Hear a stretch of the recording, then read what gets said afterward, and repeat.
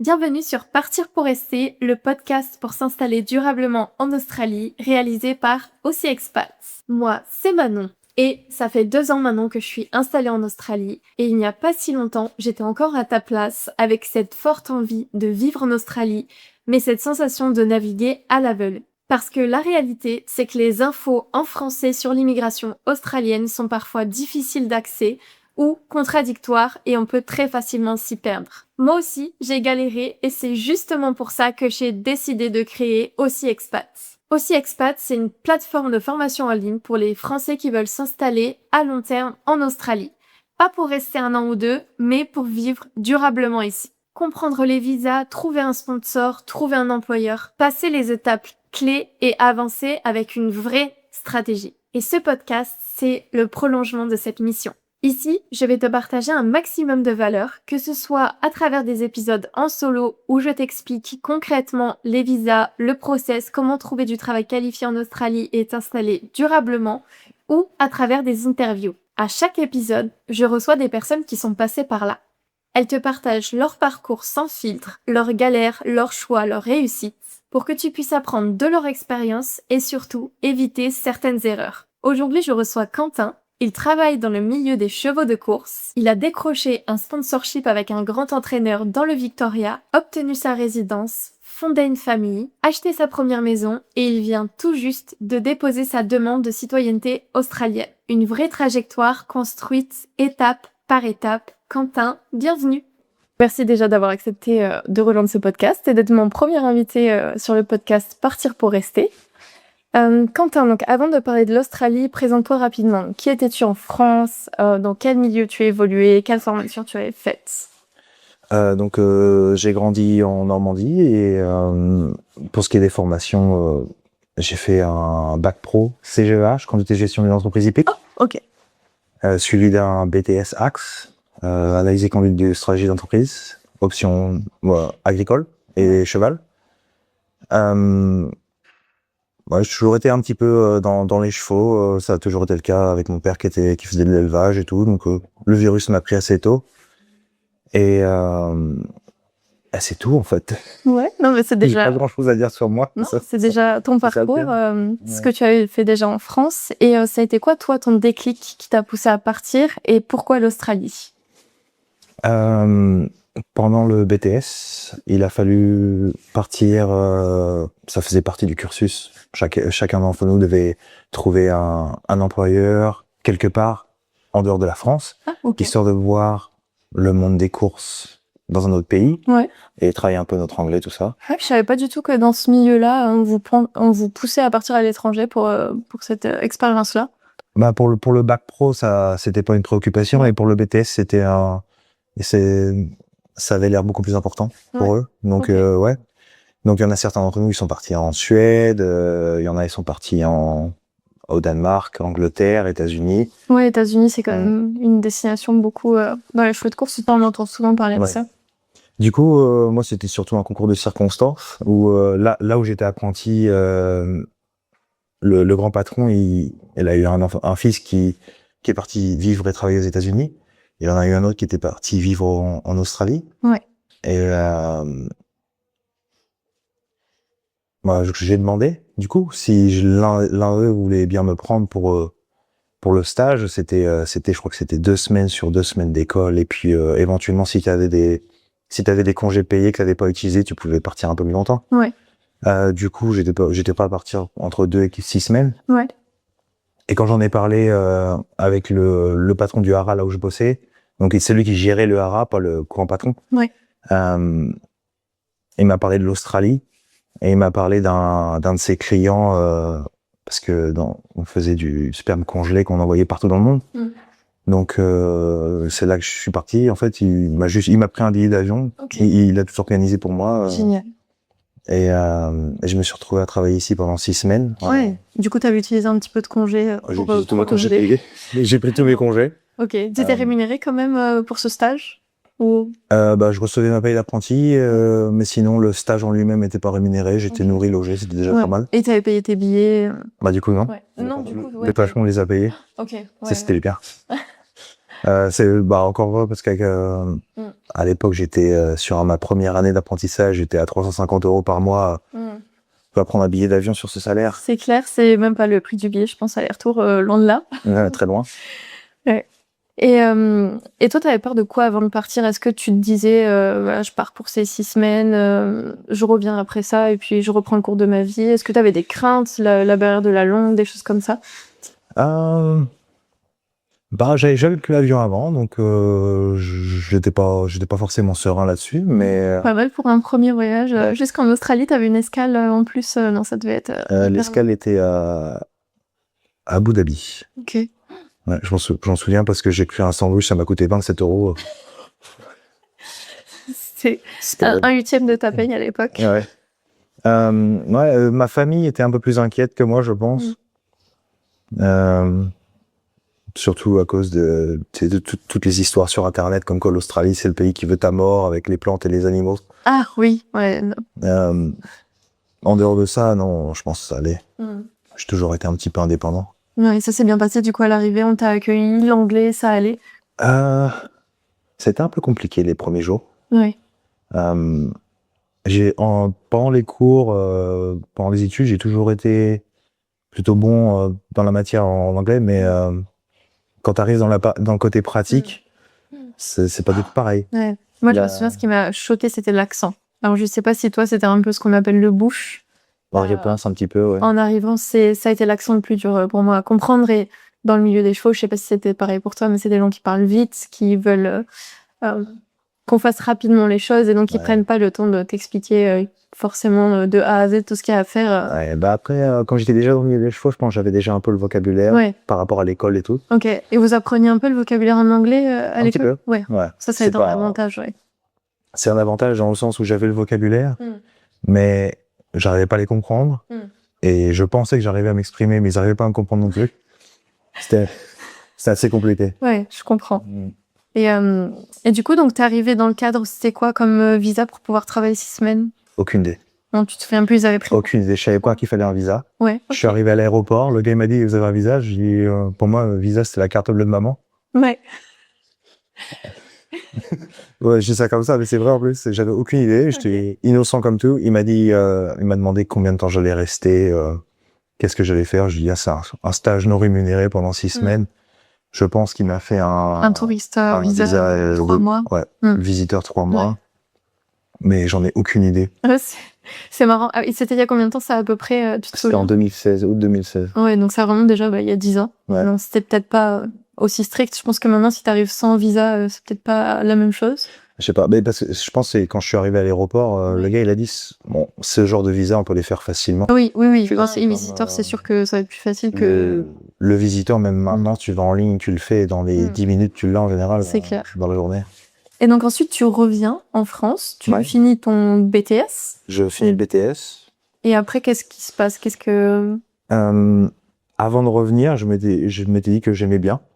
Et j'en avais parlé avec le patron que j'avais ici, en me disant j'aimerais bien revenir, ne serait-ce qu'un an ou deux. Ouais. Après mes études, ils m'ont dit on prend quand tu veux. Donc je suis rentré, j'ai fini le BTS et dès que c'était fini, je me suis concentré sur passer mon permis. Ok, ouais. Et tu savais que c'était indispensable ici ou c'était juste que tu voulais le permis de manière générale, même pour la France? Je le voulais parce que je me disais c'était plus simple de passer ici en France. Ah, c'est sûr. Et t'avais déjà pour objectif de revenir en le passant? Ouais, j'avais pour objectif de revenir, mais je me disais que c'était plus simple de l'avoir ici et de prendre le permis international ou autre chose. Parce que il me semble que c'est valide pendant 2 ans, le permis international. Alors, il me semble que maintenant, c'est 6 mois. J'avais regardé ça, du coup, en arrivant en Working Holiday Visa. Et qu'au-delà de 6 mois, dans un état, en tout cas, il fallait que tu commences à faire le permis de l'état en question. Donc, du Victoria, je sais que c'était 6 mois. Après, peut-être que si tu changes d'état, je sais pas exactement comment ça. Je crois que c'est même pas les trucs de l'état que j'avais regardé, c'était juste la date d'expiration du permis en lui-même. Ouais, ok, donc ça doit être 2 ans, mais il me semble, dans le Victoria, par exemple, t'as que 6 mois de permis international. Ça, j'étais pas au courant non plus quand je suis arrivé. Maintenant, je le sais, mais j'étais pas au courant en arrivant. Ouais, c'est normal, c'était venu pour un stage à la base. Et donc, t'as passé combien de temps en France? Donc, tu passes ton permis et ensuite, tu repars au bout de combien de temps en Australie? Donc, je suis rentré en France, j'ai fini l'année... Donc, le voyage s'est fait en août, entre ma première et deuxième année de BTS. J'ai fini la seconde année, donc j'ai fini de travailler quelque part août-septembre. J'ai passé le permis et je suis arrivé en mars, ça me semble. Ok. Début mars Ouais, donc de l'année suivante. Donc j'ai Ouais. mis 5-6 mois. Quoi. Ouais, c'est ça, c'était assez Donc, rapide du coup. ouais. Et t'avais vraiment cet objectif-là. Et à ce moment-là, ta famille, tes amis, est-ce que ils avaient toujours peur vis-à-vis des animaux, tout ça, ou ils étaient plus rassurés, mais Non, est-ce qu'ils c'est avaient toujours peut-être pareil. toujours pareil? Ouais. Et est-ce qu'ils avaient pas peur que tu restes ici, que tu t'y plaises et que tu ne veuilles pas rentrer? Ma mère surtout, oui. Mm. Mon père, ça allait parce que on en avait parlé ensemble et je partais du principe que de toute façon j'allais revenir en France, faire mon propre élevage en reprenant celui de mon père, tout ça. Et du coup, je partais ici 1 an, 2 ans, peut-être 3, 4. C'est pas la question, mais juste un petit peu, histoire que ça fasse beau sur le CV, en vrai, c'était tout. Et avec un peu de chance, peut-être faire de l'argent, coffrer un petit peu, avoir un petit peu en rentrant. Mais c'était surtout pour faire beau sur le CV. Ok. Donc c'était plus pour ta carrière future que tu Ouais. faisais ces 2 ans-là. En venant ici, j'avais pas l'intention de rester. Ok. Et à quel moment ça t'a pris? Est-ce que ça a été assez rapide? Est-ce que c'était vers la fin de tes 2 ans? Ben, ça, c'est une bonne question. Quand est-ce que ça m'a pris J'avais... Une fois que j'ai entendu parler de sponsor, je me suis dit, je vais le faire, parce que ça a l'air intéressant, que ce soit en termes de paye, en termes de possibilité de rester, parce que le pays est bien, on va pas se mentir. Et je pense que c'est juste après avoir fait le sponsor que je me vois bien faire ma vie ici, en fait. Ouais. Du coup, quand tu reviens sur les 2 ans, t'étais en Working Holiday Visa ou t'avais déjà signé un sponsor avant d'arriver? Non, t'étais en Working Holiday Visa? Ouais, je suis arrivé sur un working holiday, ouais. Ouais, c'est ça. Ok. Et donc, tes fermes faisaient que t'as pu renouveler une 2e année? J'ai pu renouveler une 2e et ensuite une 3e. Ouais, ok. Et ensuite, tu pensais à ce moment-là, pourquoi pas faire un sponsor et rester plus longtemps? J'étais censé faire un sponsor quelque part pendant ma 2e année. Ouais. Sauf que, bon, on a eu des désagréments avec mon employeur, que ce soit en termes de négociation du contrat ou parce qu'il faut, quand tu fais ton sponsor, tu dois faire un contrat et le signer pour le présenter à l'immigration. Oui. Est-ce que tu te souviens un petit peu les conditions, par exemple, pour lesquelles il tiquait? Est-ce que c'était la rémunération, le poste? Pour moi, c'était la rémunération. Oui. Il voulait pas Voilà, accepter la rémunération minimum pour avoir un sponsor. il proposait forcément le minimum légal, il proposait un petit peu au-dessous de ça et j'ai voulu négocier un peu plus, on n'a pas réussi à se mettre d'accord. Ouais. Donc c'est là que je suis parti et que j'ai trouvé mon employeur actuel, qui est celui chez qui j'ai fait mon sponsor. Donc sur ta 3e année? Et c'est en arrivant là-bas, j'ai commencé ma 3e année. Ok. Donc il te restait encore 1 an avant de pouvoir démarrer un sponsor et pouvoir négocier. Disons que j'ai utilisé cette 3e année pour faire mes preuves auprès de cet employeur-là. Ouais. En me disant, peut-être que lui, il va bien vouloir me sponsoriser à un prix qui m'intéresse. Donc j'ai fait mes preuves auprès de cet employeur-là pendant cette 3e année. Ouais. Et donc tu as fait un sponsor pendant 2 ans avec cet employeur-là et par la suite ta résidence avec eux. Oui. Ouais. Alors après, je crois que j'ai duré un peu plus de 2 ans sur le sponsor. Ouais. Parce que j'ai eu en février 2021. Après, à cette époque, il me semble que c'était 3 ans minimum, non? De sponsorship avant de faire la demande. C'était un sponsor de 4 ans, 3 ans minimum pour faire la demande. C'est ça. Donc là, ça a changé. Maintenant, les règles sont 2 ans de sponsor minimum avant de pouvoir faire la demande du visa. Donc, on appelle ça 186. On appelle ça le TRT, donc c'est Temporary... Je sais plus les R et les T, mais c'est un des visas 186 pour la résidence. Et donc, c'est plus que 2 ans avant de pouvoir enclencher cette démarche-là. Mais c'était 3 ans jusqu'à il y a pas si longtemps. Ouais. Donc, tu as fait ces 3 ans-là, tu as enclenché. Donc, ils étaient d'accord pour te garder pour la résidence. Oui. Et à partir de là, je veux dire, tu fais une bonne partie du boulot quand tu fais de la paperasse pendant que tu fais ton sponsor. Ouais. Donc et quand tu fais ta résidence, c'est un peu juste renouveler, mettre c'est une addition. Ouais. Tu mets à jour les papiers, ce genre de choses. Ça reste plus ou moins la même chose. Et au niveau des conditions de travail, dans ton travail dans le milieu des courses, en tant que professionnel des chevaux, tu trouvais une grande différence entre la France et l'Australie en termes de rémunération, en termes de conditions en tant que salarié? Ah oui. Pour ce qui est du travail, en termes d'heures de travail faites dans la semaine, je pense travailler à peu près moitié moins d'heures. Ouais, ok. Ouais, c'est vrai qu'en France, on est censé faire des contrats à peu près 35 heures, mais dans le milieu des choses, c'est jamais vraiment ça. Non. Qu'on se le dise, tu travailles peut-être du lundi au samedi, voire dimanche, très régulièrement, Ouais, peut-être en tant tu fais 7 jours par semaine, plusieurs fois de suite, des fois. Ouais. Et t'es payé pour... Bah, t'as fait de l'apprentissage, t'as pas fait en tant que salarié. J'ai pas fait en tant que salarié. Après, bon, forcément, j'ai mes connaissances qui étaient dans le milieu aussi, qui eux, ont commencé à travailler. Et c'était au SMIC ou un petit peu au-dessus. Ouais. Donc, c'était pas... Énormément d'heures, 7 jours sur 7. Ouais. C'est assez ingrat quand même, le milieu des chevaux, surtout Faut bien en aimer. France. Faut être passionné. Et on fait pas ça pour l'argent, je pense, surtout en France, peut-être. Si tu commences en le faisant pour l'argent, c'est pas la bonne façon de commencer, on va dire. C'est sûr. Et donc ici, quand t'étais arrivé, donc on est allé un petit peu vite, t'avais trouvé un full-time directement quand t'es revenu pour les 2 ans, ou c'était quoi, un casual? Non, ils m'ont mis directement sur un plein temps, type forfait, je pense. Ouais. Si on compare si on veut comparer à la France, ce serait un contrat au type forfait, tu sais, où t'es pas rémunéré au nombre d'heures que tu fais. Ouais. Et c'était censé être un 38 heures ici, c'est 38 heures les full-time de manière générale. Aux alentours des 36-38 heures, dépendamment des contrats. Ok. Et par la suite, donc tu fais ton sponsor, tu fais ta résidence, donc tu restes. Ça fait combien de temps là que t'es chez ton employeur? Ça fait 5 ans maintenant? Cet employeur-là, ça fait 6 ans depuis février. 6 ans.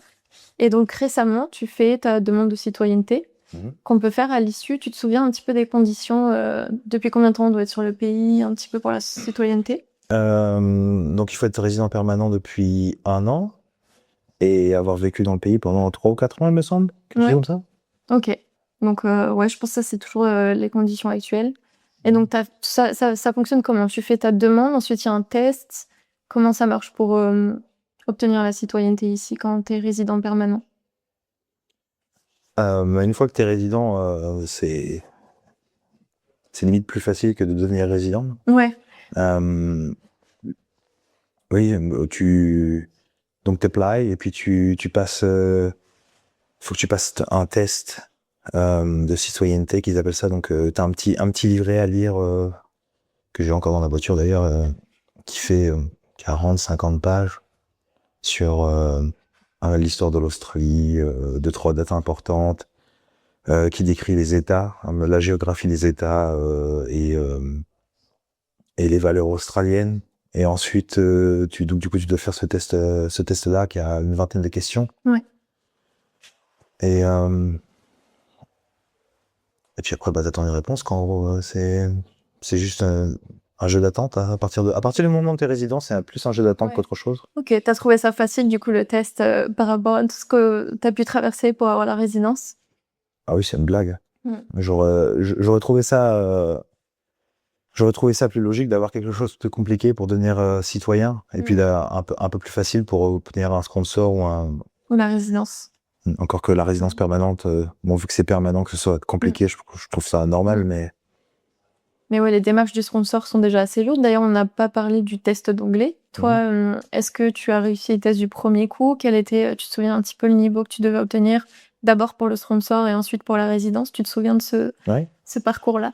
Je me rappelle que mon employeur de l'époque avait engagé, c'était un étudiant pour venir faire des cours Donc il y avait deux d'entre nous dans l'écurie, il y avait un autre gars et moi-même qui faisions des cours avec lui, histoire de dire on passe pour sûr. Et donc il fallait que... Donc j'ai passé l'IELTS. Ouais. Et pour le sponsor, le minimum c'était 5. Ouais, dans tous les modules. Donc listening, speaking, reading and lequel j'ai oublié. Mais j'ai pas écouté. Listening, speaking, reading. Writing. Voilà, dans les 4. On coupera ça. Attends, je peux refaire un combien comme ça. Donc, si je les reprends, donc, oh là là, même moi. Le writing, listening, reading and speaking. Ouais. Donc, 5 minimum dans chaque module. Et donc, tu l'as eu du premier coup grâce à ces cours-là? Celui-là, oui, je l'ai eu du premier coup. Et donc, j'ai fait mon sponsor avec ce test-là. Et techniquement parlant, les résultats étaient assez bons pour la résidence. Ouais.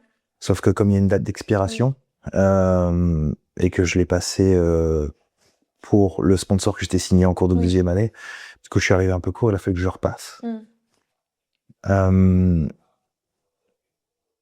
Donc du coup, j'ai passé 2 fois. Ok. Et les 2 fois, donc j'ai eu un résultat suffisant pour obtenir le Donc la visa. deuxième fois que tu l'as passé, tu l'as repassé qu'une seule fois pour avoir suffisamment pour Ouais. la résidence. Ouais. Donc tu l'as eu du premier coup les 2 fois. Ouais. Et là, pour la résidence, c'était 6. Oui, 6 dans chaque module. Et t'as eu l'impression que les cours d'anglais que t'avais pris avec ce prof t'ont vraiment aidé ou tu pensais que ton niveau était déjà suffisant?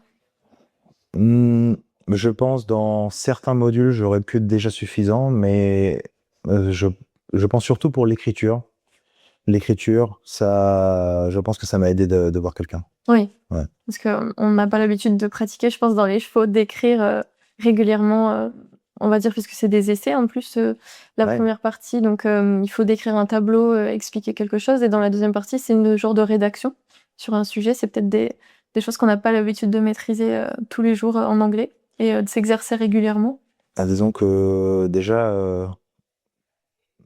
même en français, on le faisait pas beaucoup. On a fait quelques essais pendant qu'on était en bac pro et BTS, mais une fois que t'arrêtes, tu touches plus beaucoup. Ouais, et puis ça commence à remonter peut-être un petit peu depuis le bac pro, les derniers essais, et encore plus en anglais, du coup, que t'as peut-être fait un petit peu moins. Donc ouais, ça t'a aidé sur cette partie, surtout sur le writing, Je pense. le prof. Et où est-ce qu'on en était? Je couperai ce moment parce que je suis un peu perdue dans les questions. On a fait plus au feeling là-dessus. Donc on a parlé de l'anglais. Dans un sens, c'est pas mal, ça ressemble plus à une conversation. Bah ouais, c'est ça, parce que mes questions, elles étaient vachement poussées, c'était intéressant, tu vois, mais bon, en soi, on les a un peu traitées comme ça venait, quoi. C'est pas si mal. Peut-être qu'il faut qu'on revoie un petit peu la partie. Bah, pour moi, on a quand même. Oui, on va venir surtout sur la partie. Pour moi, sponsor, résidence, test d'anglais, on a bien traité, là, je trouve. Ah, si, on va revenir juste un petit peu, à la limite, je le remettrai un peu avant, dans l'interview. Après, si tu veux, j'ai je sais pas, j'ai une anecdote par rapport à quand j'ai fait mon sponsor. Ouais. Parce que quand j'ai fait mon premier test d'anglais, j'avais déjà les résultats suffisamment pour la résidence. Ok. Et donc, du coup, l'agent de migration a voulu me proposer un autre type de visa. Ouais. Que j'ai pas pu avoir. Parce que il me semble qu'il a fallu que je fasse un skill assessment. Ouais. Ok. Et on allait tenter un autre type de visa. Ok. Qui est plus ou moins la même chose que le sponsor. Ouais. Sauf que j'avais pas les mêmes restrictions de travail. Ouais. Et du coup, donc j'ai fait traduire mes diplômes et mes relevés de notes académiques. Ouais. Ça. Et la seule raison pour laquelle j'ai pas pu le faire, c'est parce que sur mon bac pro CGEH, c'est conduite et gestion d'une entreprise hippique et pas conduite et gestion d'une écurie de course. Ah, ok. Oh. Donc la skill assessment a été refusée. Donc le skill assessment a été refusé. Ok. Pour 2 mots parce que entreprise hippique, c'est pas C'est pas des chevaux de course. C'est pas suffisamment spécifique, c'est pas chevaux de course. Ok. Et tu te souviens, donc tu me disais c'est l'équivalent d'un sponsor, tu te souviens exactement le numéro du visa ou un petit peu plus Non, que c'est je me souviens plus. Non. Bon, ça fait quelques années maintenant. Mais... Ok. Ah ouais, et donc la skill assessment a été refusée, et donc c'est ce qui fait que tu n'as pas pu. Voilà. Pour 2 mots sur le diplôme. Ok. Des fois, je sais qu'ils peuvent être très pointilleux pour essayer aussi de certifier au mieux les diplômes, et après ça correspond ici, mais c'est vrai que des fois ça peut être un petit peu limitant ou sembler injuste, je sais pas si c'est le mot, mais bête à 2 mots près, quoi. Enfin... Ouais, parce que ce que j'ai appris, c'était les courses, mais la dénomination du diplôme, parce que c'est pas réservé qu'aux courses, c'est comme le BTS que j'ai fait, tu as le BTSA axe, du coup j'ai fait option cheval, mais t'as option apiculteur, option... Ouais. Et du coup, c'était vraiment pas suffisamment spécifique. Ouais, ok. Et ah oui, si on revient un petit peu sur le sponsor, toi, comment t'as vécu donc tu savais que le sponsor, c'était probablement l'une de tes seules voies pour aller vers la résidence, du coup, sans skill assessment. Comment t'as vécu le fait d'être contraint de devoir travailler pendant 3 ans minimum, au moins pour le sponsor, voire plus, on le verra par rapport à la résidence permanente. Comment t'as vécu du coup le fait d'être contraint de travailler pour un employeur pendant cette durée-là? Sur le coup, déjà quand tu signes ton sponsor, en général les choses se passent assez bien.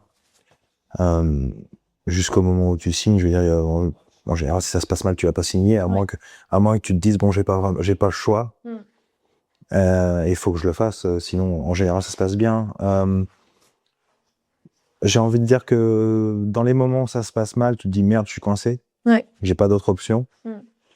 Mais à part ces moments-là, je veux dire, si t'es dans un domaine dans lequel tu as beaucoup évolué, parce que ça fait partie de ce que tu as toujours aimé, bah ça, c'est largement faisable. Et puis dans le pire des cas, j'avais commencé à me dire, bah, tu sais, si ça va pas, genre, il me reste 1 an et demi. Après, j'ai la résidence permanente, encore un petit peu de temps passé avec ce patron-là. Après, si j'ai envie de partir, je pars. Après, j'ai le reste de ma vie devant moi. Oui. Donc tu voyais ça comme on va dire un sacrifice temporaire pour accéder à quelque chose que tu souhaitais faire. Ouais, comme quand quelqu'un vient ici en PVT et puis il fait ses 3 mois de ferme alors que c'est pas quelque chose qui en a quelque chose. Et est-ce qu'il y a eu des moments où tu sentais que ton employeur jouait du fait que tu étais un petit peu coincé avec lui? Ou est-ce que tu sens qu'il y a des moments où il a abusé de te demander par exemple des choses plus qu'à d'autres ou abuser de cette situation de pouvoir un petit peu sur toi? Bon, je pense un petit peu peut-être, mais pas plus qu'un autre patron avant. Ou pour moi, après, quand tu vois l'industrie dans laquelle j'évolue et c'est dur de se dire, bah, ça suit pas la loi du travail dans la région, puisque je veux dire, la moitié du boulot consiste à ne pas suivre forcément cette loi-là. Depuis que je suis apprenti, c'est comme ça, donc c'est pas, pour moi ça a jamais été en dehors du cadre. Est-ce qu'il en a profité spécifiquement?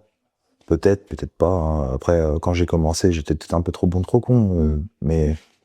En tout cas, tu l'as pas ressenti comme ça. T'as pas vu de changement entre le moment où tu travaillais pour lui en Working Holiday Visa et le moment où t'es passé en sponsor?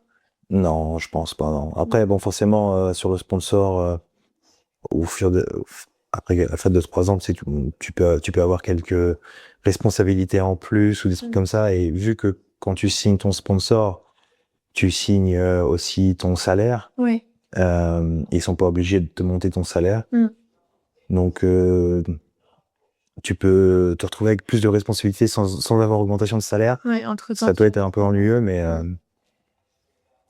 avec, hein, tu le fais 2-3 ans et puis après, tu bouges ailleurs, c'est très content. Et est-ce qu'au moment où tu as commencé ton sponsor, tu savais que pour avoir la résidence, il fallait rester encore, par exemple?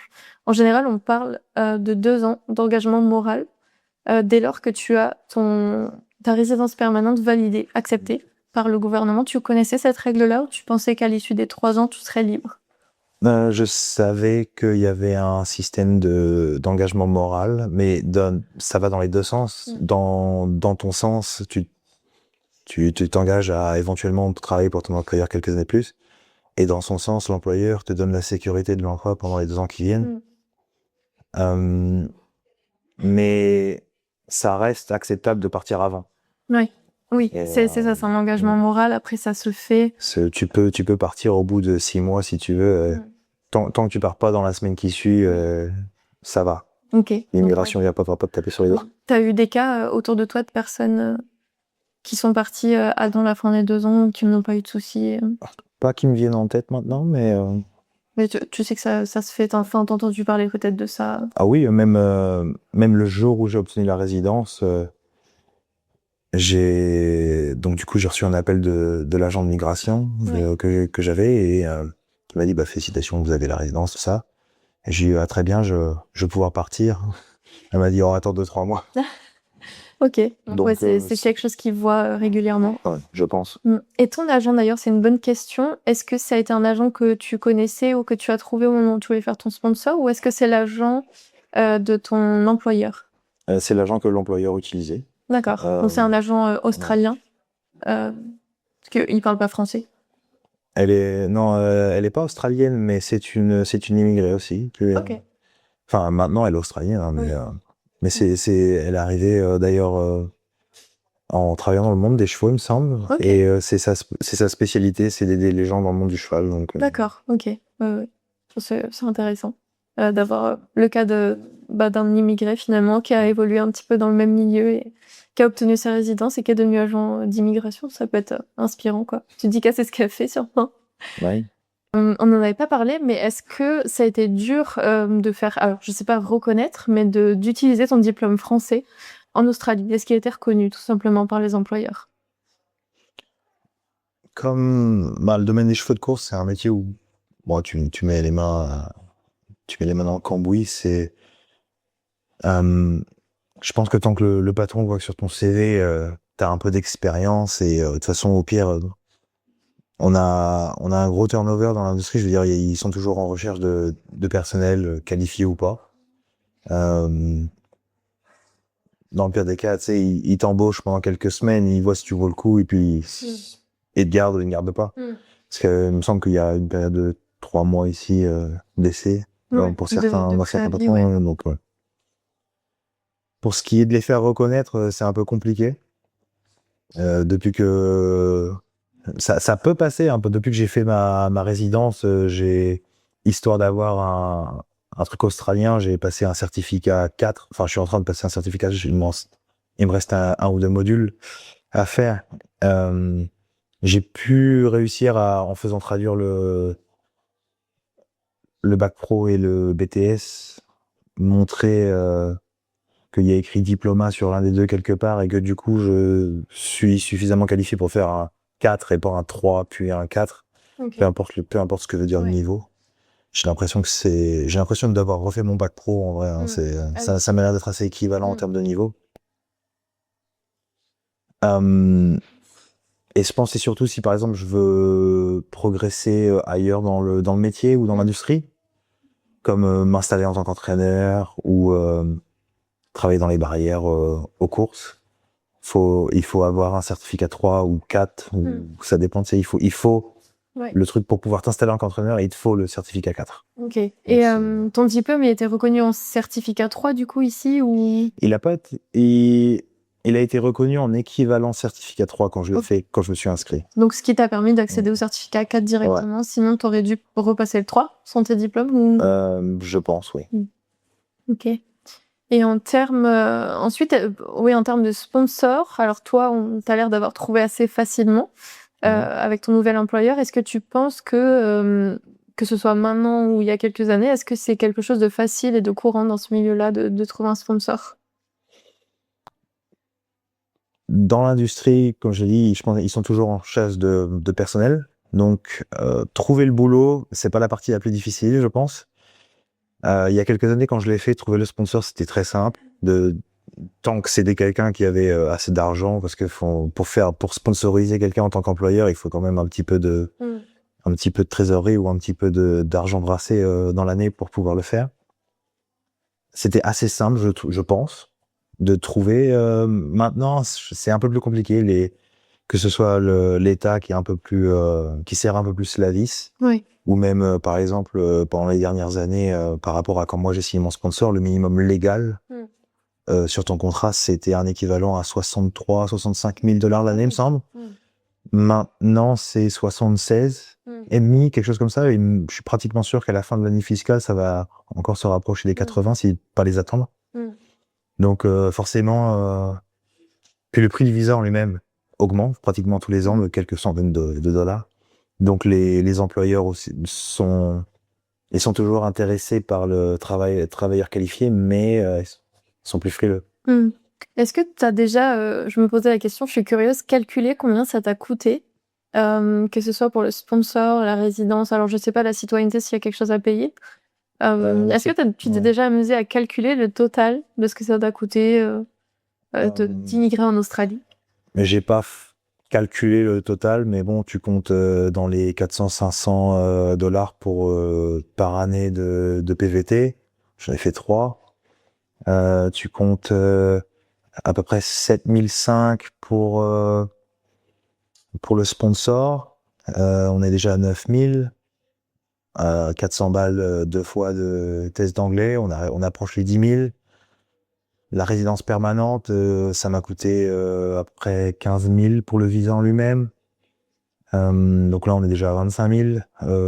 Il a fallu que je fasse... Ah tiens, j'avais oublié de le mentionner ça plus tôt, mais pour la résidence permanente, il a fallu que je fasse une visite médicale. Oui, ok. Qui n'est pas à faire pour le sponsor. Qui n'est pas à faire pour le sponsor. Il a fallu que je la fasse auprès de mon comment ils appellent ça, un partenaire de mon assurance santé. Parce que quand tu vas en sponsor, t'es obligé de mettre la preuve que t'as une assurance santé. Donc il faut le faire avec un partenaire, mais c'est le seul truc qui est pas remboursé forcément. Ouais. Je sais plus combien ça m'a coûté, ça, c'est quelques centaines de dollars aussi. Ok. Mais c'est toujours des petits coûts en plus qui viennent se rajouter à chaque fois qu'on ne prévoit pas forcément. Je crois qu'il y a aussi, comment on appelle ça, des empreintes digitales. Non. T'as pas eu ça, toi, pour la résidence? Non, j'ai eu une radio des poumons et des tests de sang. Ok. Ouais, qui était compris dans la visite médicale. C'était la même visite, ouais. Ok. Ah oui, donc, il me semble qu'il y avait quelque chose avec une histoire de... Je sais plus si c'était digitalement, je rechercherai. J'ai pas eu affaire à ça, non. Ok. Non. Mais du coup, la citoyenneté, c'était bien 2000 ou 2005 avec le... Donc ça m'a coûté pas loin de 30 000, on va dire. Hein. Ouais, donc 30 000 sponsors plus résidence. Ouais, bah tout, les visas, tout. Ouais, tous tes visas, donc ton process de migration en Australie. Après, comme le sponsor et la résidence, j'ai quand même fait avec un agent de migration, le prix est beaucoup plus élevé. Je pense qu'il y a moyen de le faire pour beaucoup moins cher que ça. Après, je suis bien content d'avoir payé même 10 ou 15 000 dollars en plus pour le prix de la tranquillité avec l'agent de migration. Je comprends. Et est-ce que tu trouves que ça valait le coup, du coup, maintenant que tu as cette vie-là, ce niveau de vie, ce salaire, est-ce que tu trouves que c'est un investissement rentable?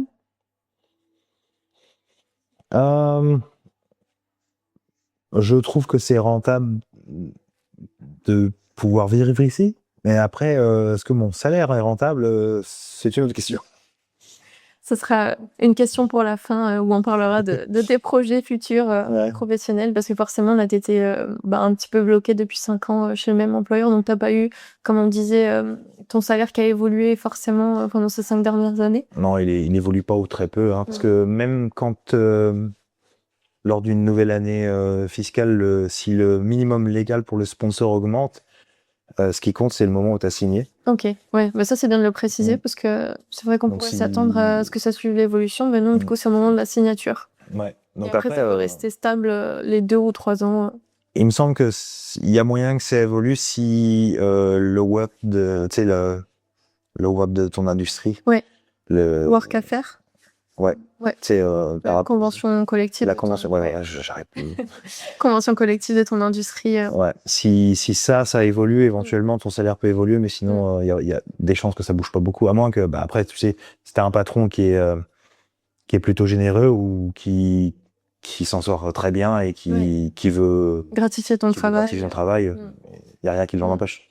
Mais la tendance c'est peut-être plus de suivre la grille, le minimum, et voilà, s'en tenir un petit peu à ça pendant les 2 ou 3 ans. Ouais. Donc aujourd'hui, tu as rencontré Tori, depuis maintenant quelques temps, qui est donc ta partenaire de vie et la maman de ta petite fille. Donc à quel moment tu l'as rencontrée dans ton processus d'installation en Australie? Depuis combien de temps vous êtes ensemble maintenant? La toute première fois que je l'ai vue, on s'est vu vite fait, on s'est croisés parce que quand j'ai commencé à travailler chez mon employeur actuel, je suis allé vivre dans une maison que l'employeur mettait à disposition pour les employés. Ouais. Et l'une des personnes qui vivait sur place la connaissait, était amie avec elle. On s'est vu en coup de vent, 2 ou 3 fois. Donc déjà, chez le tout premier employeur, lors de tes 2 premières années en Australie, c'est ça? Non. Chez le deuxième employeur. Chez le deuxième employeur, pardon. Ok. On s'est vu en coup de vent, c'est genre, je connaissais son prénom, elle connaissait le mien, ça s'arrêtait là. Ouais. Pendant le sponsor, j'étais parti en France parce que mon père était tombé malade. Donc j'étais parti le voir, et en revenant, elle avait commencé à travailler chez nous, et l'alchimie s'est faite au bout d'un certain temps, on a commencé à se voir. Je pense que si on n'avait pas travaillé ensemble, je sais pas si ça serait fait, mais Le fait de se fréquenter tous les jours, d'apprendre à se connaître dans le cadre du travail, ça vous a bon, je peut-être pense que rapproché et donné envie de passer du temps en dehors du travail? j'ai l'impression, ouais. Et donc ça, c'était il y a combien de temps maintenant par rapport à maintenant? Je suis revenu de France en mars ou avril 2022, quand je suis revenu la dernière fois.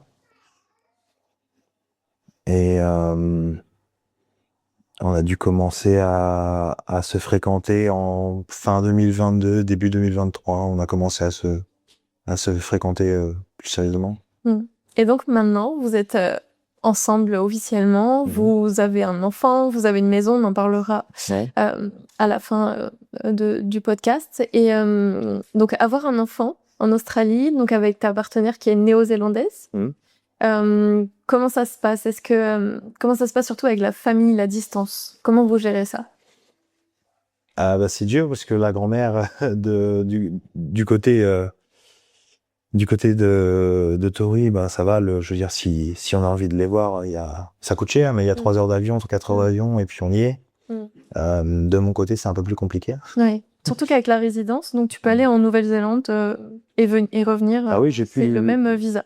On y allait il y a un mois parce que les grands-parents de ma partenaire sont trop vieux pour voyager, donc on y allait il y a le mois dernier pour présenter la petite. J'ai eu aucun problème. Okay. C'est bien, c'est bon à savoir. Mais pour ce qui est du côté de ma mère, c'est un peu plus compliqué. On s'envoie des messages, on s'appelle en visio, mais c'est un travail de pas voir sa petite fille. C'est pas c'est pas sa première petite fille, mais ça l'a travaillé un petit peu. Donc là, elle l'a pas encore rencontré. Donc depuis.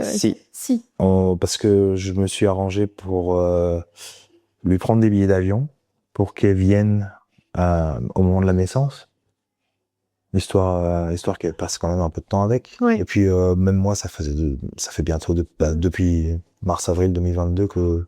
T'étais pas rentré? Ah si, pardon, j'étais rentré en vacances l'année dernière, mais ça faisait, on se voit pas souvent, donc l'occasion de la faire venir. C'était le moment pour passer du temps avec elle, qu'elle rencontre la petite et qu'elle vienne en Australie. C'était peut-être, elle est venue régulièrement en Australie, ta maman? C'est la première fois qu'elle vient et c'est même la première fois qu'elle voyage en dehors de France. Elle avait pas de passeport ni rien, donc. Elle avait déjà pris l'avion ou c'était aussi sa première fois? Il me semble que elle a dû prendre l'avion une fois, peut-être, mais ça devait être il y a longtemps. C'était pas un gros trajet comme celui-là. Et alors, comment elle a trouvé l'Australie, leur petite? Comment ça s'est passé? Elle est restée combien de temps? Je l'ai fait venir 6 semaines.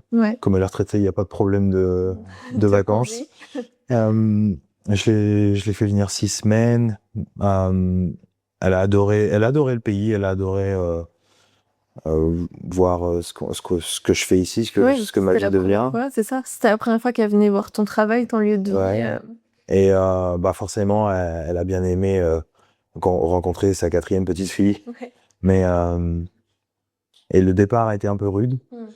Mais voilà, on va s'arranger pour qu'elle puisse venir encore ou que nous on retourne en France un petit peu. De se voir régulièrement, au moins une fois par an, peut-être, dans un sens ou l'autre, ou assez régulièrement en tout cas. Ouais. Régulièrement, oui. Tous les ans, je sais pas si ça va être possible, parce que les prix. Oui, c'est sûr. Le prix et puis la distance, enfin le nombre d'heures de vol, c'est quand même c'est assez un petit peu dissuadant parfois. C'est quand même des gros trajets, faut les organiser, quoi. Que ce soit financièrement. Financièrement, et puis en termes de congés. Oui, c'est ça. Oui, parce qu'on n'en a pas parlé, je rebondis encore dessus, mais pendant le sponsor, tu es censé ne prendre, enfin, tu sais ce que tu devais faire, ne prendre que tes congés payés.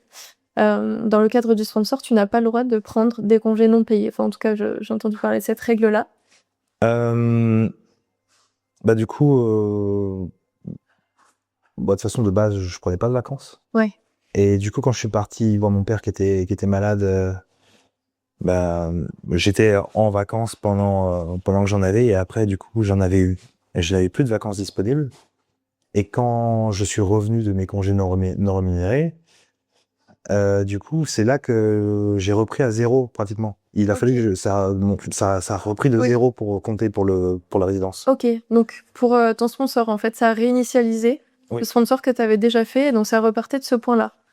Donc en gros, tout ce que j'ai fait avant ce point-là Ok. ne comptait plus. Ah ok, tu vois, je pensais presque que ça annulait en fait le sponsor, enfin je ne savais pas l'impact exact, mais donc ça reprend le compte à rebours pour rester chez ton employeur en sponsor Ouais. avant la résidence. Mais vu que je suis sorti du pays, mais j'ai un visa d'entrée dans le pays Ouais. pendant 4 ans. Ouais.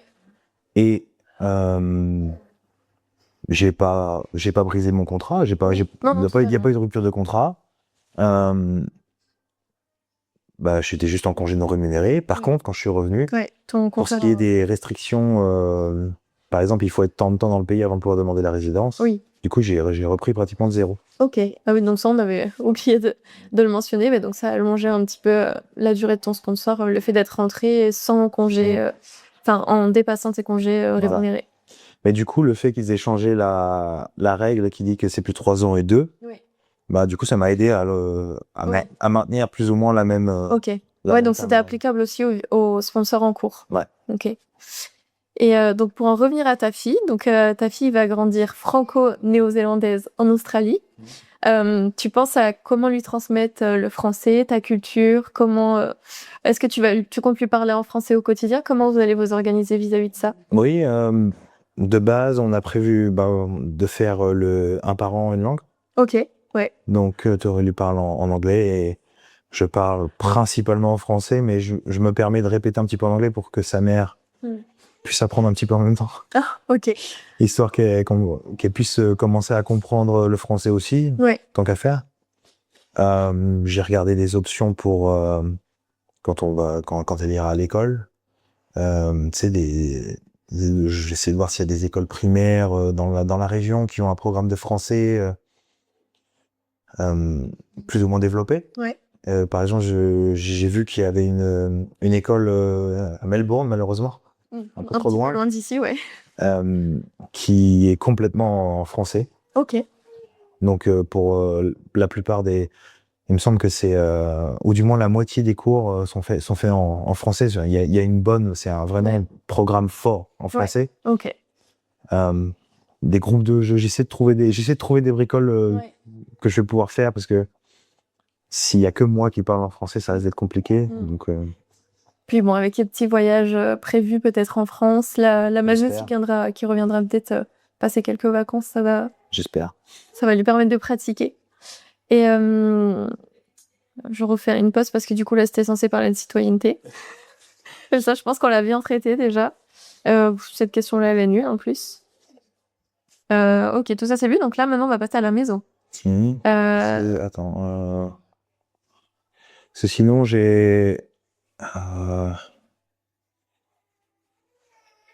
Qu'est-ce que j'allais dire? Parce que par rapport à la petite, comme elle est née en Australie, mais pas de parents australiens. Donc du coup, pour l'instant, à la naissance, elle était rien en fait. Ok. Elle était française de sang, mais bon, elle n'était pas déclarée auprès de la France. Donc je suis en plein dans le process maintenant pour qu'elle obtienne la citoyenneté française. Ok. Pour Tori, c'est pareil de son côté, du côté de la Nouvelle-Zélande. Elle est néo-zélandaise de naissance, mais par le sang, mais c'est pareil, il faut qu'elle soit déclarée. Et du coup, en Australie, elle n'était pas australienne non plus. Ok. Parce que c'est seulement si tes parents sont australiens que tu es australien de naissance automatiquement. Ok, c'est né en Australie ou avec la citoyenneté australienne? Qu'est-ce qu'ils prennent en considération pour les parents? Du coup, comme sa mère est néo-zélandaise et que moi je suis permanent, elle était qualifiée pour obtenir la citoyenneté australienne, mais elle ne l'avait pas automatiquement. Il fallait faire la demande. Ok. C'est la partie chiante. Ouais. Et donc elle pourra avoir double nationalité, citoyenneté française et australienne ou? Oui, il me semble. Tu peux pas avoir 3 nationalités. Ouais, c'est possible. Ça dépend du pays, mais. Néo-zélandaise aussi. Je pense, on verra. Ça peut être sympa. Une triple nationalité et elle n'aura pas besoin de faire le process d'immigration, que ce soit en France ou en Australie, donc ça lui laisse quand même le choix des possibles. Au moins la France, ce serait pas mal, vu qu'elle a déjà l'Australie maintenant. Oui, et si elle veut s'installer en Nouvelle-Zélande, elle pourra aussi. Et donc, on en revient à cette très belle maison que je découvre aujourd'hui, que vous avez achetée tous les deux avec Tori. Donc maintenant, ça fait combien de temps que vous avez acheté cette maison? Décembre 2024, donc ça fait tout juste un peu plus d'un an. Ouais.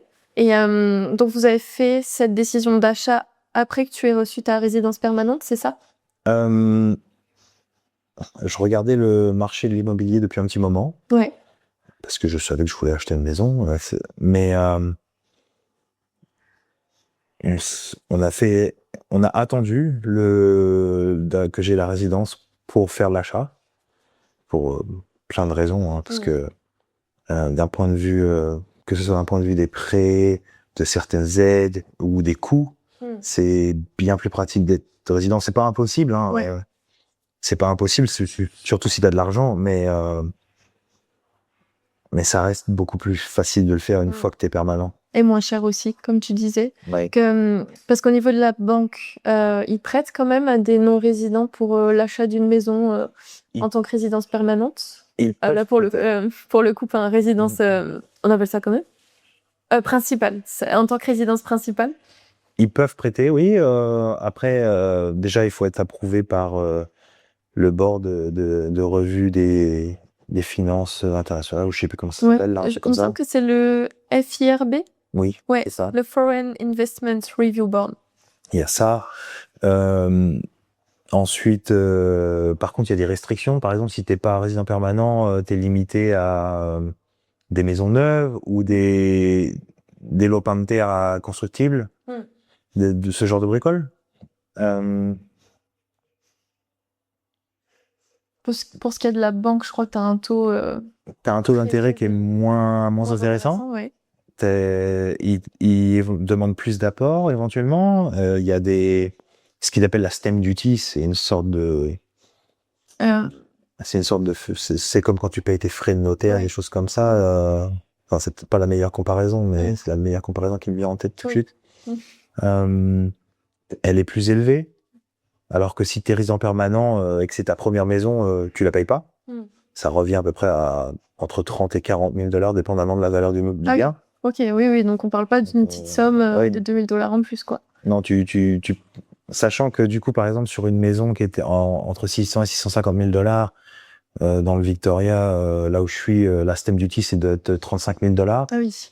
Mais si t'es pas résident, c'est 35 000 $ plus 5 ou 10%. Et du coup, les intérêts qui sont pareils. Ouais. Donc, d'un point de vue financier, ça faisait pas de sens de le faire maintenant. Bien sûr. C'est pour ça que j'ai appelé pour ma résidence. Et à partir du moment où j'ai eu, on a commencé à chercher des banques et tout. Et je crois qu'à 3 jours près, en 2 mois, j'ai acheté la maison. Ah oui, donc vous étiez prêt à faire ça. Il manquait plus que la résidence. Voilà, c'était le process, ouais. Et est-ce que vous êtes passé par un courtier concernant la banque ou vous êtes allé voir les banques directement, vous en avez fait plusieurs vous-même? J'en ai fait quelques-unes moi-même et ensuite j'ai décidé de faire appel à un courtier. Ouais, qui est gratuit, il me semble, pour les acheteurs en Australie. Le courtier est gratuit parce qu'il est payé par la banque à partir il me semble que c'est à partir du moment où tu es resté 6 ou 12 mois avec ton prêt, c'est là que la banque commence à payer le courtier, donc c'est gratuit. Ok. Il y a aucun intérêt de pas le faire. Bah oui, bien sûr. À moins que, après, tu vois, ça reste intéressant de faire des recherches de ton côté, parce que sur un coup de bol, tu peux peut-être trouver plus intéressant. Ouais. Chaque courtier n'est pas partenaire avec toutes les banques qui existent. Certains sont plus spécialisés dans les grosses banques et certains sur les banques en ligne. Donc ça reste intéressant de faire ses propres recherches toujours. Et donc le prêt le plus intéressant, c'était un trouvé par le courtier, du coup. Ouais. Donc celui qui a été trouvé par le courtier était le plus intéressant sur le moment. Pour l'instant, ça a l'air d'être toujours le cas. Ouais, bon, mais super. Donc c'est quoi à peu près les taux, qu'on se fasse une idée en Australie? J'ai aucune idée d'un taux. En ce moment, le taux, il est entre 5 et 6%, dépendamment des banques. Quand je l'ai fait, il était juste au-dessus de 6%. C'est monté, c'est descendu. Ok, donc 6% à peu près. Entre 4 et 6, on va dire, pour être plus large. Et par rapport à la France, alors, c'est une question large, hein, parce que en fonction de si c'est au sud, l'est, enfin voilà, l'immobilier c'est très J'ai pas vu. Volatile. Ouais, ça peut changer en tout cas d'une ville à l'autre, mais est-ce que tu trouves ça plus cher l'immobilier de manière générale en Australie ou Oui. Oui. Je trouve, par rapport à la construction des maisons où l'intérieur est en placo-plâtre. Oui. Et si je sais qu'en France, je pourrais acheter une maison comme ça pour peut-être 75% du prix, si même pas moins. Après les conversions. Après conversion, je pense facilement, peut-être entre 50 et 75% du prix, je pourrais avoir La même maison. la même maison. Dans une zone équivalente, on va dire, Ouais. en termes de ville, de taille de ville, etc. Ouais. Ok. Et tu sais ce qui coûte le plus cher, c'est le terrain, c'est la maison elle-même. T'as une idée de ce qui coûte vraiment cher ici?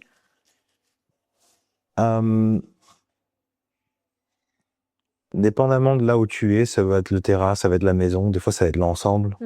Il y a beaucoup d'endroits, par exemple ici à Ballarat, du coup il y a certaines maisons qui sont construites sur des grands terrains, donc il y a un petit un petit paddock derrière ou quelque chose.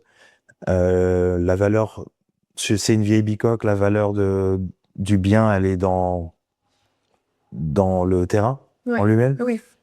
Tu payes.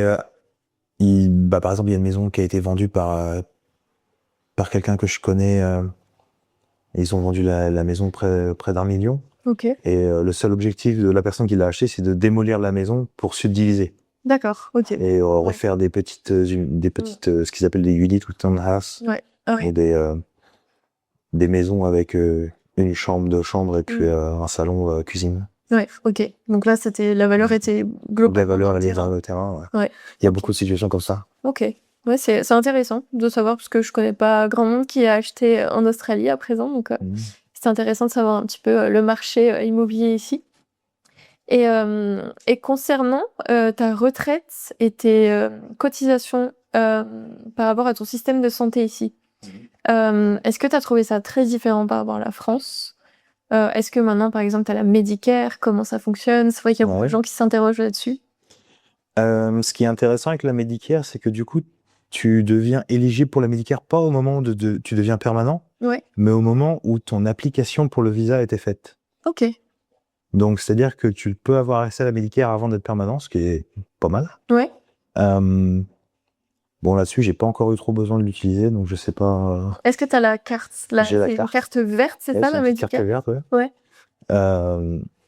Donc j'ai pas eu trop besoin d'utiliser encore, donc je peux pas donner trop d'expérience là-dessus. Ok. Parce que même si ça fait 1 an et demi, je suis pas souvent chez le médecin ou. T'as pas le temps, tu travailles. Ouais.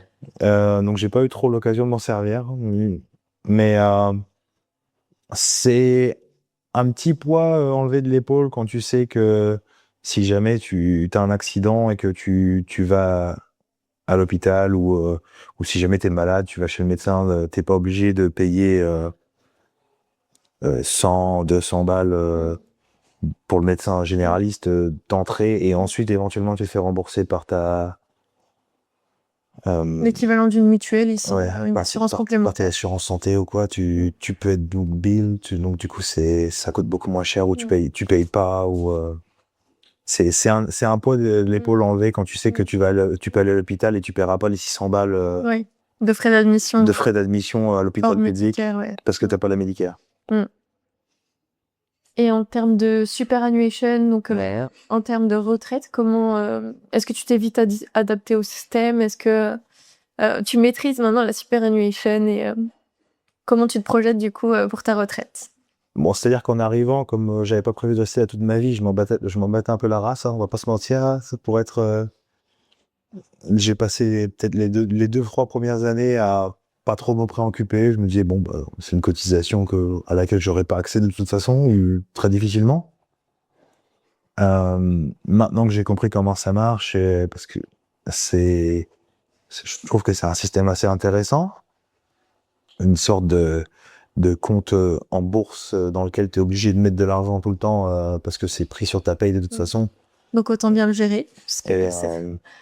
Et du coup, il y a plusieurs types. Il y a celui que tu gères toi-même ou il y a celui qui est géré par une entreprise. Moi, par exemple, il est géré par une entreprise. C'est pas moi qui ai décidé en arrivant, hein, c'est l'employeur chez qui je suis arrivé. ils m'ont mis là. Jusqu'à maintenant, j'ai pas été. T'as pas changé de... Non, j'ai pas changé, mais j'ai pas trouvé de raison de le faire. J'ai jamais eu trop de problèmes.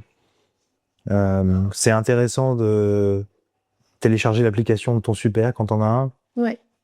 Parce que tu peux, même si c'est un super qui est géré par Une entreprise. une entreprise, tu peux choisir certaines options. Ouais. Comme par exemple investir la moitié dans des actions qui vont monter ou dans un truc stable ou dans certaines, par exemple, tu peux dire j'aimerais que ce soit investi dans des entreprises qui font de l'énergie renouvelable, Ouais. des trucs comme ça. Ok. Tu peux aller dans ce niveau de détail. Donc tu peux, par exemple, moi le mien, il est comme je suis assez jeune, ça fait 3-4 ans que je l'ai mis en high growth. Donc Oui. en gros, le but c'est que ça monte. Ouais. On appelle ça un profil risqué. Ouais. Avec, Profil risqué, ça monte en espérant que sur les 30 prochaines années, ça passe. De là à dire que je le maîtrise, j'irai pas jusque là parce qu'il y a plein de trucs que tu peux faire pour réduire tes taxes en utilisant le levier de la superannuation. Ouais, comme par exemple, une fois que tu as reçu ta paye, donc, du coup, il y a une partie de ta paye qui est prélevée automatiquement pour mettre dedans, mais tu peux toi-même. 12%, si je dis pas de bêtises. Sauf que ça peut dépendre selon certaines industries. Par exemple, il me semble que si tu es dans la police fédérale ou quelque chose comme ça, c'est plus proche des 15%. Ah, c'est possible qu'il y ait un taux un peu fonctionnaire, mais il me semble que le taux public des entreprises... Le taux minimum, c'est 11,5, 12, un truc comme ça. Donc, du coup, par contre, tu peux faire des contributions volontaires. Ouais. Donc, déductibles de ta taxe return. Qui sont déductibles à la fin de l'année pour tes impôts. Ok, donc des années où tu as bien gagné, finalement, ça peut être intéressant. Ça pourrait être intéressant. De placer cet argent, on va dire, sur ta retraite. Moi, je ne l'ai pas fait parce que du coup, j'ai un crédit immobilier. Oui. Mais non, du coup, il y a 2-3 bricoles comme ça. Je sais plus ou moins comment ça marche, mais je suis pas non plus dans les détails trop intriqués, donc j'ai pas envie de dire que je maîtrise. Et tu avais pris un conseiller ou tu t'es intéressé toi-même à ce sujet pour essayer d'un petit peu plus l'optimiser? Je m'y suis intéressé par moi-même un jour en lisant un post Reddit d'un mec qui posait des questions sur comment gérer son super, et je me dis comment ça gérer son super, je pensais que c'était automatique. Et du coup, les gens, ils en parlaient dans les commentaires. Dans les commentaires, et je me suis dit, mais tu peux faire ça. Et du coup, c'est comme ça que tu as découvert et tu as approfondi le sujet, et tu t'es, comment dire, t'as optimisé un petit peu ta super, toi-même. Voilà, j'essaye en tout cas. Oui.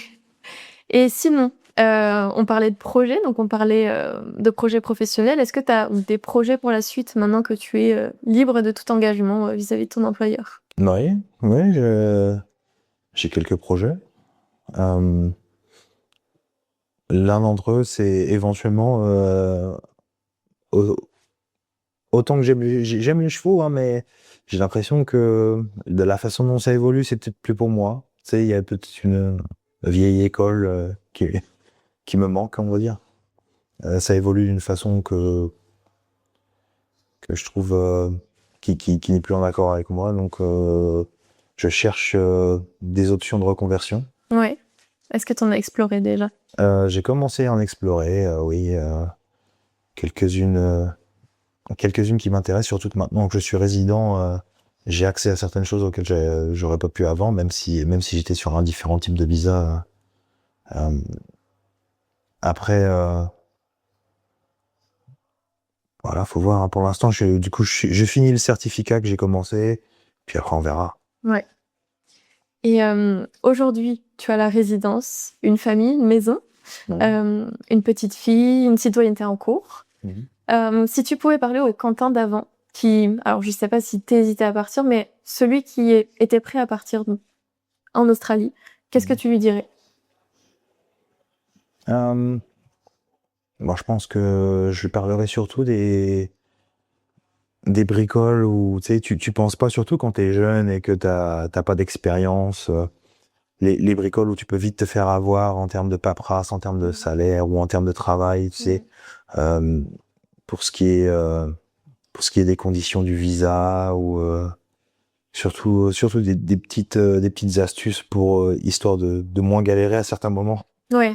Par exemple, peut-être prendre un visa déjà pour la première fois où tu partais, visa visiteur, si c'est bien terminé pour toi finalement, mais... Encore, heureusement, j'avais pas payé le billet d'avion.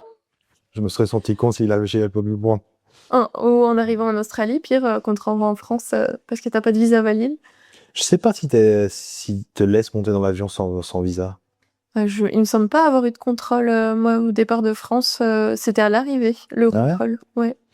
Non, moi, j'ai jamais été contrôlé à l'arrivée, j'ai toujours été contrôlé au départ, que ce soit en France ou même en vacances.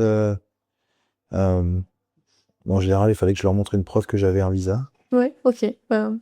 Ouais, donc plus des conseils administratifs finalement. Ouais, plus qu'autre chose, parce que pour ce qui est de venir, je pense que j'ai jamais hésité. Mm.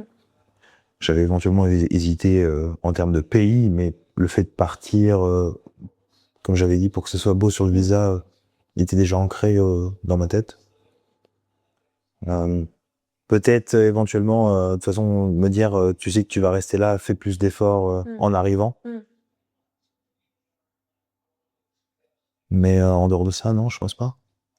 En tout cas, merci Quentin d'avoir accepté cette interview et de dévoiler un petit peu tout ton parcours ici. Pas de problème. Et c'était un plaisir de réévoquer un petit peu ton expérience depuis que t'es arrivé. Merci. De rien. Bon, bah ça s'est pas trop mal passé finalement. Ouais, faudra voir ce que ça donne quand c'est monté.